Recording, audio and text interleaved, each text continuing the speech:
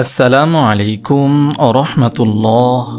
আল্লাহর কাছে রোজাদারের 10টি পুরস্কার। রোজা ইসলামের পঞ্চম স্তম্ভের অন্যতম। রোজা ছাড়া কোনো ব্যক্তির ইসলাম পূর্ণ হয় না।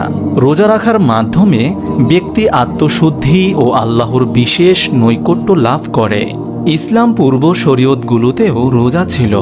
মহান আল্লাহ তাআলা বলেন, হে মুমিনরা, তোমাদের ওপর রোজা ফরজ করা হয়েছে, যেমন ফরজ করা হয়েছিল তোমাদের পূর্ববর্তীদের ওপর, যাতে তোমরা তাকওয়া অর্জন করতে পারো। সূরা বাকারা আয়াত 183। পুরস্কার লাভের পূর্ব শর্ত: রোজা শুধু বাহ্যিক পানাহার বর্জনের নাম নয়, বরং রোজার আরও কিছু দাবি ও শিক্ষা আছে।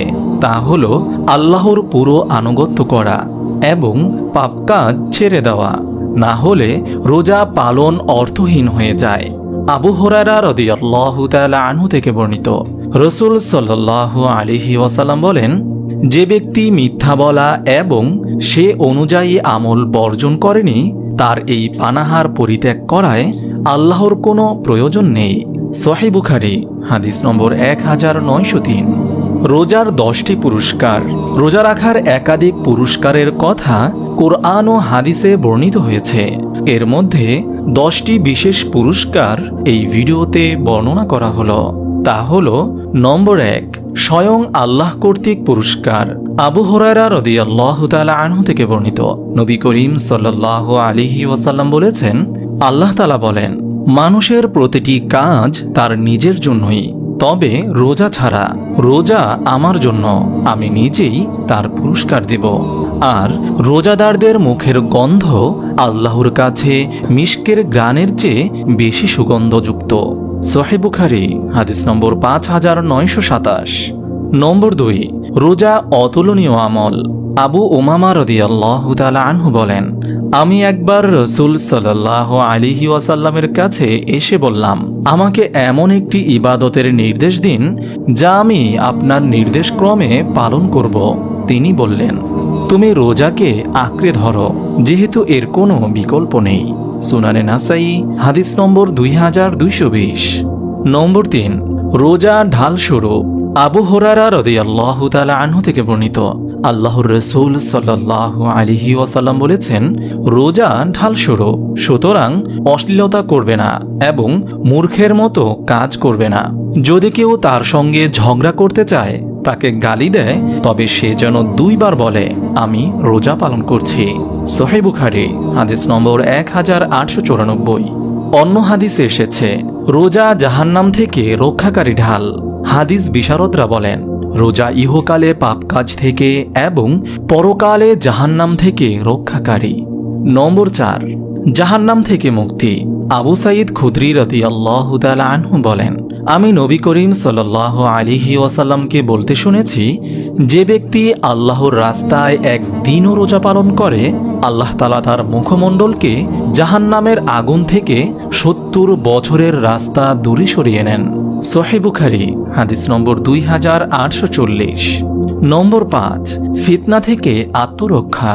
হুযায়ফা রাদিয়াল্লাহু তাআলা আনহু থেকে বর্ণিত, রাসূলুল্লাহ সাল্লাল্লাহু আলাইহি ওয়াসাল্লাম বলেন, মানুষ নিজের পরিবার পরিজন, ধন সম্পদ, সন্তান সন্ততি, পাড়া প্রতিবেশীদের ব্যাপারে যে ফিতনায় পতিত হয়, নামাজ, রোজা, দান, ন্যায়ের আদেশ ও অন্যায়ের নিষেধ তা দূরীভূত করে দেয়।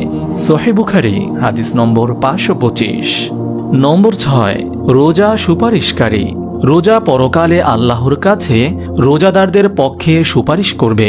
আব্দুল্লাহ ইবনে আমর রাদিয়াল্লাহু তাআলা আনহু থেকে বর্ণিত, রাসূলুল্লাহ সাল্লাল্লাহু আলাইহি ওয়াসাল্লাম বলেন, রোজা ও কোরআন বান্দার জন্য সুপারিশ করবে।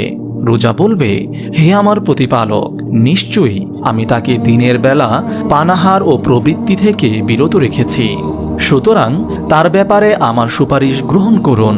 কোরআন বলবে, আমি তাকে রাতের বেলা ঘুম থেকে দূরে রেখেছি, সুতরাং তার ব্যাপারে আমার সুপারিশ গ্রহণ করুন। অতঃপর তাদের সুপারিশকারী হিসেবে গ্রহণ করা হবে। মিশকাতুল মাসাবিহ হাদিস নম্বর 1963। নম্বর 7, জান্নাত লাভ। সাহল রাদিয়াল্লাহু তাআলা আনহু থেকে বর্ণিত, নবীজি সাল্লাল্লাহু আলাইহি ওয়াসাল্লাম বলেছেন, জান্নাতে রাইয়ান নামক একটি দরজা আছে। এই দরজা দিয়ে কিয়ামতের দিন রোজা পালনকারীরাই প্রবেশ করবে। তাদের ছাড়া আর কেউই এই দরজা দিয়ে প্রবেশ করতে পারবে না। ঘোষণা দেওয়া হবে, রোজা পালনকারীরা কোথায়? তখন তারা দাঁড়াবে। তারা ছাড়া আর কেউই এই দরজা দিয়ে প্রবেশ করবে না। তাদের প্রবেশের পরই দরজা বন্ধ করে দেওয়া হবে, যাতে এই দরজা দিয়ে আর কেউ প্রবেশ করতে না পারে। সহিহ বুখারী হাদিস নম্বর 1896। নম্বর 8, আল্লাহর ক্ষমা লাভ। পবিত্র কোরআনে এরশাদ হয়েছে, অবশ্যই আত্মসমর্পণকারী পুরুষ ও আত্মসমর্পণকারী নারী, মুমিন পুরুষ ও মুমিন নারী, অনুগত পুরুষ ও অনুগত নারী, সত্যবাদী পুরুষ ও সত্যবাদী নারী, ধৈর্যশীল পুরুষ ও ধৈর্যশীল নারী, বিনীত পুরুষ ও বিনীত নারী, দানশীল পুরুষ ও দানশীল নারী, রোজা পালনকারী পুরুষ ও রোজা পালনকারী নারী, লজ্জা স্থান সংরক্ষণকারী পুরুষ ও লজ্জা স্থান সংরক্ষণকারী নারী, আল্লাহকে বেশি স্মরণকারী পুরুষ ও বেশি স্মরণকারী নারী, এদের জন্য আল্লাহ তাআলা রেখেছেন ক্ষমা ও মহা প্রতিদান। সূরা আহজাব আয়াত 35। নম্বর 9, দোয়া কবুল। আল্লাহ তাআলা রোজাদারদের দোয়া কবুল করবেন। আল্লাহ তাআলা রোজাদারদের দোয়া কবুল করেন। আবু হুরায়রা রাদিয়াল্লাহু তাআলা আনহু থেকে বর্ণিত, রাসূলুল্লাহ সাল্লাল্লাহু আলাইহি ওয়াসাল্লাম বলেন, 3 ব্যক্তির দোয়া কবুল হয়। তারা হলেন রোজাদারদের দোয়া, অত্যাচারিত ব্যক্তির দোয়া ও মুসাফিরের দোয়া। সুনানে বাইহাকি। নম্বর 10, অন্তরের পরিশুদ্ধি। রোজা অন্তরের ওয়াসওয়াসা তথা সংশয় দূর করে। আমর ইবনে শুরাহবিল রাদিয়াল্লাহু তাআলা আনহু বলেন, রাসূলুল্লাহ সাল্লাল্লাহু আলাইহি ওয়াসাল্লাম বলেছেন, আমি কি তোমাদের অন্তরের ওয়াসওয়াসা অর্থাৎ সংশয় দূর করার আমল সম্পর্কে অবহিত করব না? সাহাবীরা বললেন, কেন নয়? তিনি বললেন, তা হলো প্রত্যেক মাসের 3 দিন রোজা পালন করা। সুনানে নাসাই হাদিস নম্বর 2386। মহান আল্লাহ তাআলা আমাদের সবাইকে সঠিকভাবে রোজা পালন করার তৌফিক দান করুন। আমিন। আপনি যদি এরকম ভিডিও আরও পেতে চান, তাহলে এই চ্যানেলটি সাবস্ক্রাইব করে পাশে রাখা বেল আইকনটি অন করে দিন।